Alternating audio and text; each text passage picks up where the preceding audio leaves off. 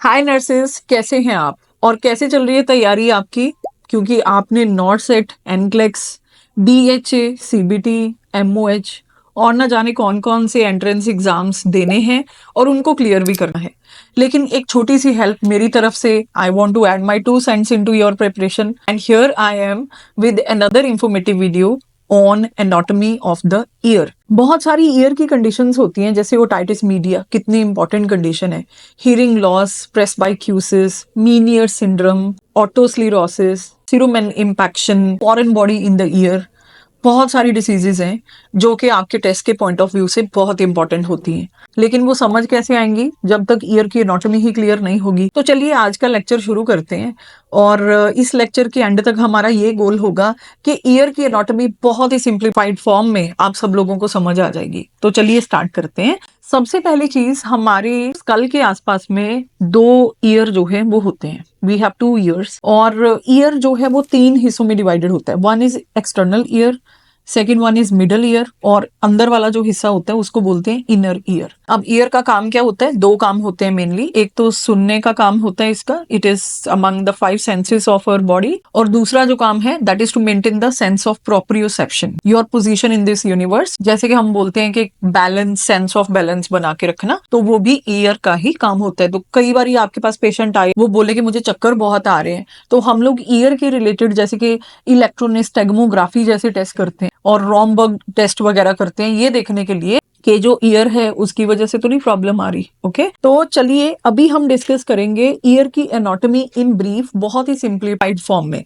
आपने ईयर की एनाटॉमी खुद भी पहले पढ़ी होगी, लेकिन इस वीडियो में मैं इसको बहुत सिंपल करके आपके लिए लेके आई हूँ। तो सबसे पहले एक्सटर्नल ईयर, और साथ ही साथ जो डायग्राम हम लोग आपको शो कर रहे हैं ना, उनको देखते जाओ। अब ऐसा है कि जो ईयर होता है ना, इसका जो बाहर वाला हिस्सा होता है उसको हम लोग पिन्ना बोलते हैं। आप देखें तो इसकी एक पर्टिकुलर शेप होती है। ये जो पिन्ना होता है इसका काम होता है जो साउंड वेव्स है ना उनको एक कोहेरेंसी में करना, मतलब ऐसे बिखरी हुई साउंड वेव्स हैं तो उनको एक कोहेरेंसी में करके ये जो हमारी एक्सटर्नल ऑडिटरी कैनाल है जो कि पिन्ना से स्टार्ट होके टिम्पैनिक मेम्ब्रेन तक जाती है, उसमें साउंड वेव्स को ये बिल्कुल कंसाइज करके डालता है। पिन्ना का ये काम होता है। तो हमारी बॉडी में कोई भी चीज यूजलेसली नहीं होती है, ये सिर्फ इयररिंग्स पहनने के लिए नहीं होती है। साउंड वेव्स को कलेक्ट करके आपकी एक्सटर्नल ऑडिटरी कैनाल में एक एक कोहेरेंसी के साथ डालने के लिए होती है।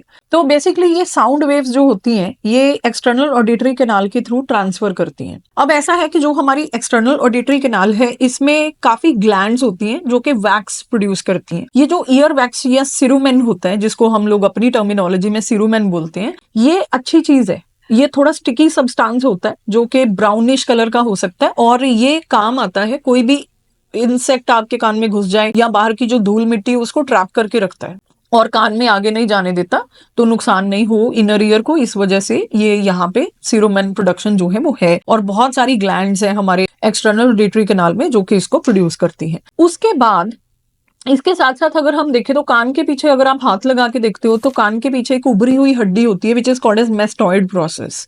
अब कई बार इस हड्डी में इन्फेक्शन हो जाता है विच इज कॉल्ड एज मेस्टॉइडाइटिस, और जो कि बहुत ही गंदा वाला इन्फेक्शन होता है और बहुत ही मुश्किल से हील होता है। कई बार जब हमारे गले खराब होते हैं तो पोस्ट ऑरिकुलर लिम्फ नोड्स भी आपको स्वेल्ड अप फील होती हैं। नॉर्मल फिजियोलॉजी में अगर आप यहाँ पे पल्पेट करें अपने कान के पीछे तो आपको नॉर्मली कोई भी लिम्फ नोड बड़ी हुई फील नहीं होनी चाहिए। अगर आपके कान के पीछे यानी कि पोस्ट ऑरिकुलर लिम्फ नोड्स बड़ी हैं तो समझ जाइए आपको गले का इन्फेक्शन है, और वो इन्फेक्शन आपके मिडल ईयर तक भी जा चुका है। खैर, ये तो हो गया हमारा एक्सटर्नल ईयर। हमारा एक्सटर्नल ईयर में पिन्ना और एक्सटर्नल ऑडिटरी कैनाल ही आती है, and outer surface of tympanic membrane भी लगा लीजिए कि इसमें आता है, क्योंकि हम लोग देख सकते हैं with the help of otoscope.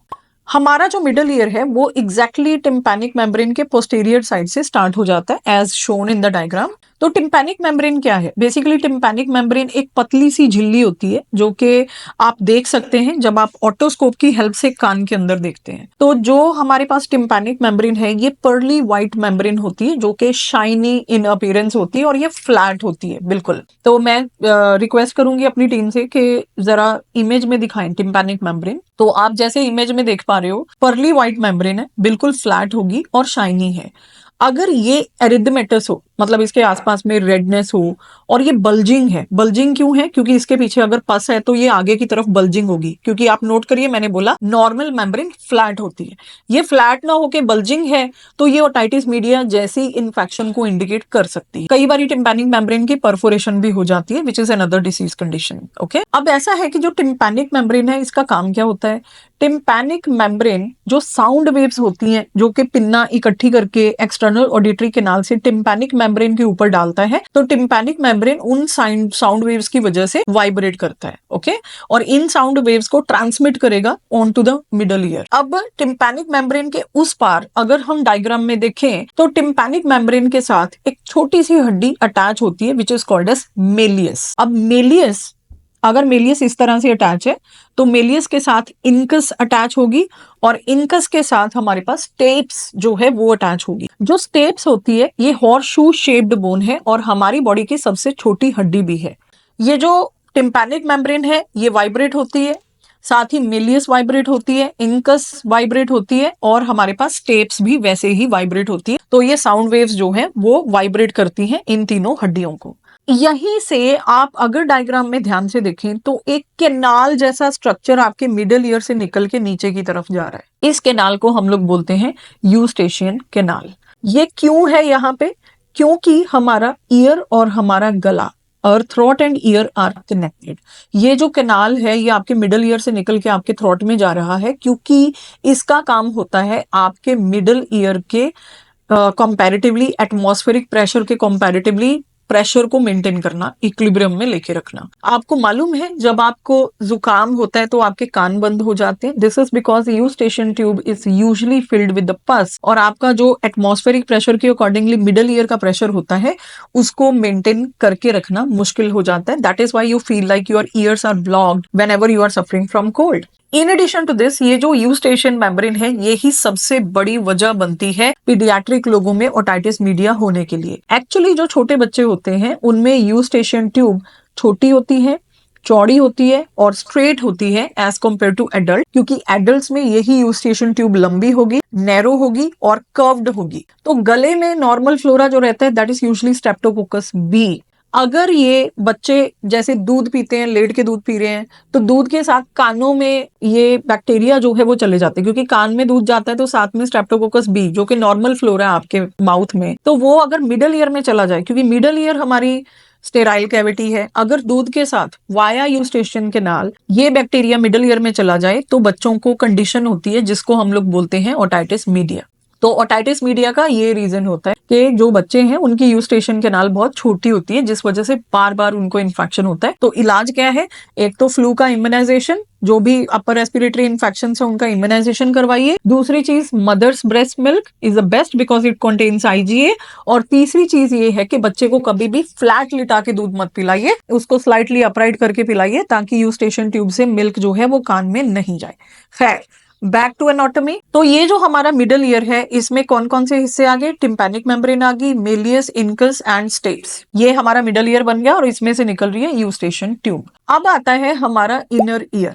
जो हमारा इनर ईयर होता है इसमें एक तो आप देखेंगे डायग्राम में सेमी सर्कुलर कैनाल्स आपको दिख रही होंगी, एक आपको कॉक्लिया दिखाई दे रहा होगा। कॉक्लिया बिल्कुल जैसे स्नेल की शेल होती है ना, बिल्कुल वैसा स्ट्रक्चर होता है। तो आपको एक कोक्लिया जो है येलो कलर का ऑर्गन दिखाई दे रहा होगा, और कोक्लिया के अंदर एक ऑर्गन होता है जो कि ऐसे ही इसके अंदर इसकी शेप में ही होता है, that is called as organ of Corti. Okay, तो हमारे पास सेमी सर्कुलर कैनाल होगी जो कि ऊपर की तरफ है, हमारे पास कॉक्लिया हो गया which is actually the organ of hearing, और कॉक्लिया के अंदर ऑर्गन ऑफ कॉर्टाई है। इसी कोक्लिया के अंदर कुछ फाइन सीलिया होते हैं। जो सीलिया है वो बालों के जैसे प्रोजेक्शंस होते हैं, हेयर लाइक प्रोजेक्शंस। अब इनका क्या फंक्शन है बताऊंगी मैं आपको। इस कोक्लिया के अंदर हमारे पास एंडोलिम्फेटिक फ्लूइड होता है। ये जो एंडोलिम्फेटिक फ्लूइड है ये ही सबसे बड़ा रीजन होता है कि क्यों हम सुन पाते हैं, राइट। तो अब देखिए, मैंने इंटरनल ईयर के बारे में आपको स्ट्रक्चर जो है वो बता दिया। अब थोड़ी सी मैं फिजियोलॉजी बताती हूँ आपको।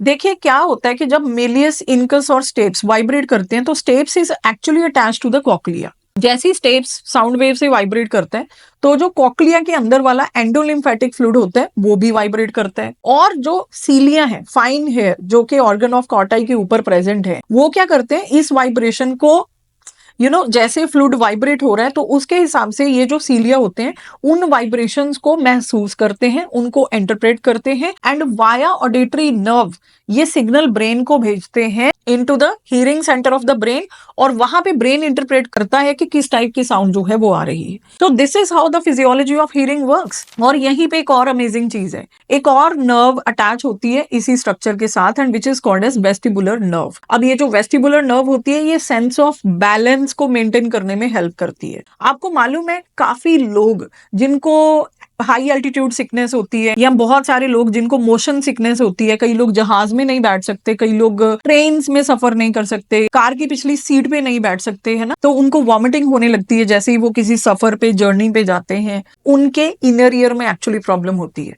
अगर हमारे इनर ईयर में कोई भी प्रॉब्लम हो तो पेशेंट को वर्टाइगो जैसी प्रॉब्लम आनी स्टार्ट हो जाएगी। ये कई बार इतनी भयानक होती है कि पेशेंट धरती पे बैठा हुआ भी ये सोचेगा कि मैं धरती से ही गिर जाऊंगा। और इस डिसीज को हम लोग बोलते हैं मीनियर सिंड्रोम। ये कभी कभी एंडोलिम्फेटिक फ्लूइड के प्रेशर इंक्रीज होने की वजह से भी होता है, which is called as endolymphatic hydrops. तो इस कंडीशन में भी मीनियर सिंड्रोम से पेशेंट सफर हो सकता है, जिसमें भयानक वाली वर्टाइगो होती है।